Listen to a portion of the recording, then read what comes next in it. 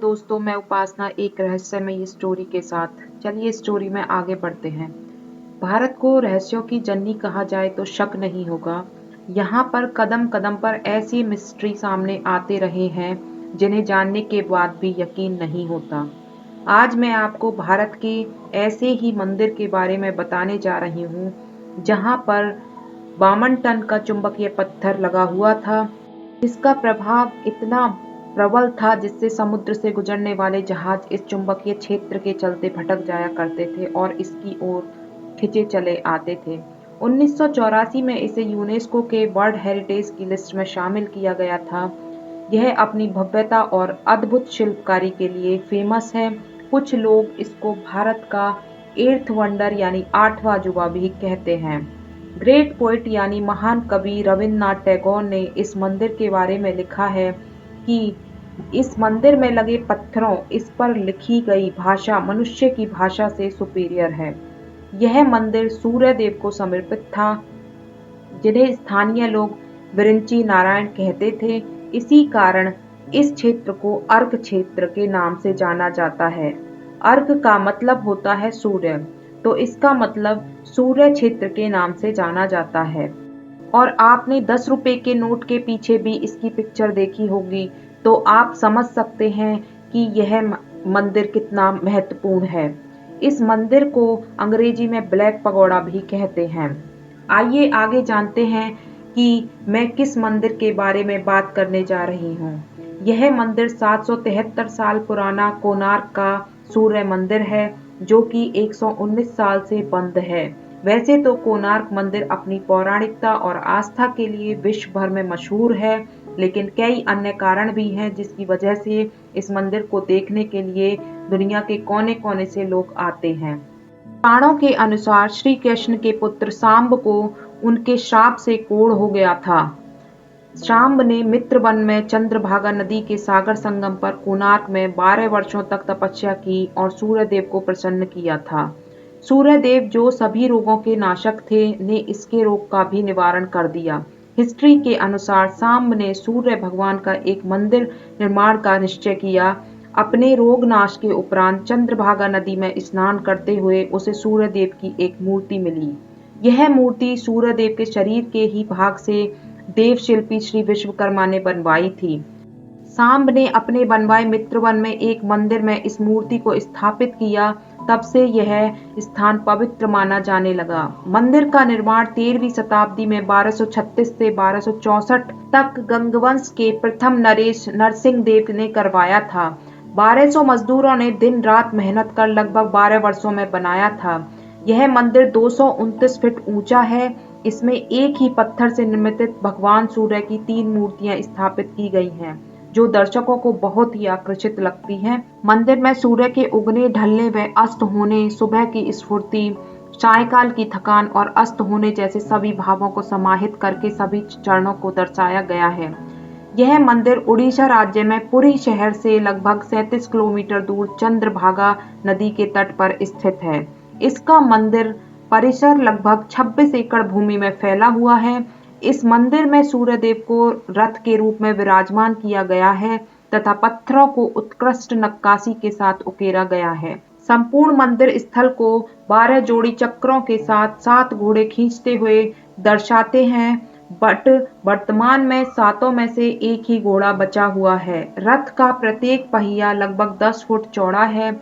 मंदिर के आधार को सुंदरता प्रदान करते 12 चक्र साल के 12 महीनों को परिभाषित करते हैं तथा प्रत्येक चक्र 8 अरों से मिलकर बना है, जो प्रत्येक अर दिन के 8 पहरों को दर्शाता है। इस मंदिर की सबसे इंटरेस्टिंग बात यह है कि मंदिर में लगे चक्रों पर पड़ने वाली छाया से हम समय का सही और सटीक अनुमान लगा सकते हैं। यह प्राकृतिक धूप घड़ी का कार्य करते हैं। मंदिर के दक्षिणी हिस्से में 2 घोड़े बने हुए हैं, जिसे स्टेट गवर्नमेंट द्वारा अपने राज चिन्ह के तौर पर चुना गया है।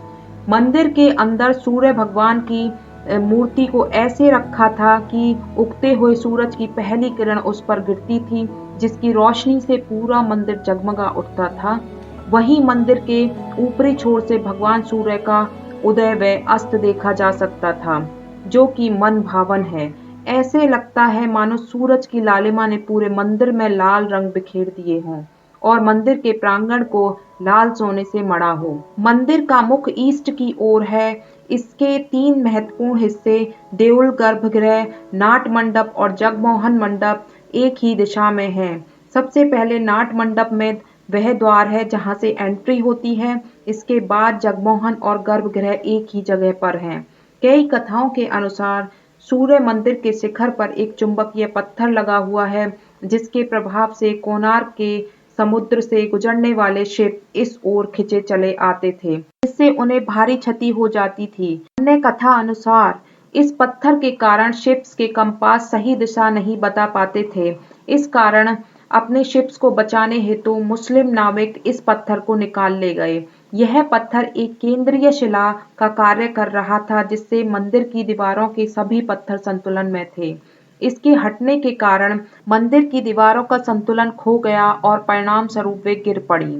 सन 1568 में उड़ीसा में मुसलमानों का आतंक नियंत्रण हो चुका था, परंतु इसके बाद भी हिंदू मंदिरों को तोड़ने के निरंतर प्रयास होते रहे।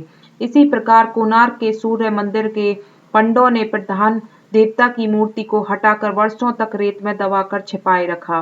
बाद में यह मूर्ति पूरी भेज दी गई और वहां जगन्नाथ मंदिर के प्रांगण में स्थित इंद्र के मंदिर में रख दी गई। अन्य लोगों के अनुसार ये भी कहा जाता है कि यहाँ की पूजा मूर्ति अभी भी खोजी जानी बाकी है, लेकिन कई लोगों का कहना है कि सूर्य देव की मूर्ति जो नई दिल्ली के राष्ट्रीय म्यूजियम में रखी है वही कोणार्क की प्रधान पूज्य मूर्ति है। सूर्य वंदना मंदिर से मूर्ति हटने के बाद से बंद हो गई। इस कारण कोणार्क में तीर्थ यात्रियों का आना जाना बंद हो गया। कोणार्क का पोर्ट भी डाकुओं के हमले के कारण बंद हो गया।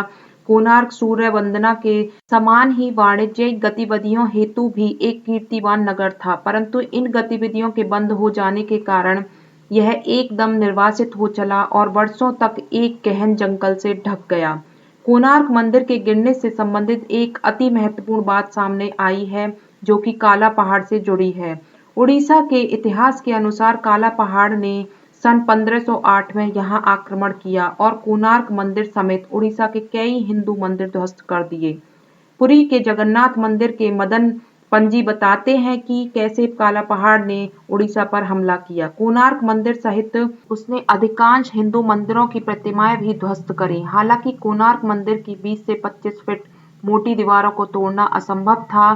उसने किसी प्रकार से मेहराब की शिला को हिलाने का प्रयोजन कर लिया, जो कि इस मंदिर के गिरने का कारण बनी। मेहराब की शिला के हटने के कारण ही मंदिर धीरे धीरे गिरने लगा और छत से भारी पत्थर गिरने से मुख्यशाला की छत भी ध्वस्त हो गई। उसने यहाँ की अधिकांश मूर्तियां और कोणार्क के अन्य कई मंदिर भी ध्वस्त कर दिए। काला पहाड़, जो कि एक इंसान का नाम तो बिल्कुल भी नहीं लगता। अगर काला पहाड़ का असली सत्य जानना चाहते हैं तो नेक्स्ट एपिसोड होगा काला पहाड़ से रिलेटेड। तो क्या है इसका सच, क्यों इस इंसान का नाम काला पहाड़ पड़ा? जानने के लिए चैनल को लाइक एंड सब्सक्राइब जरूर करिए। तो मिलते हैं नेक्स्ट एपिसोड में, तब तक के लिए बाय, टेक केयर।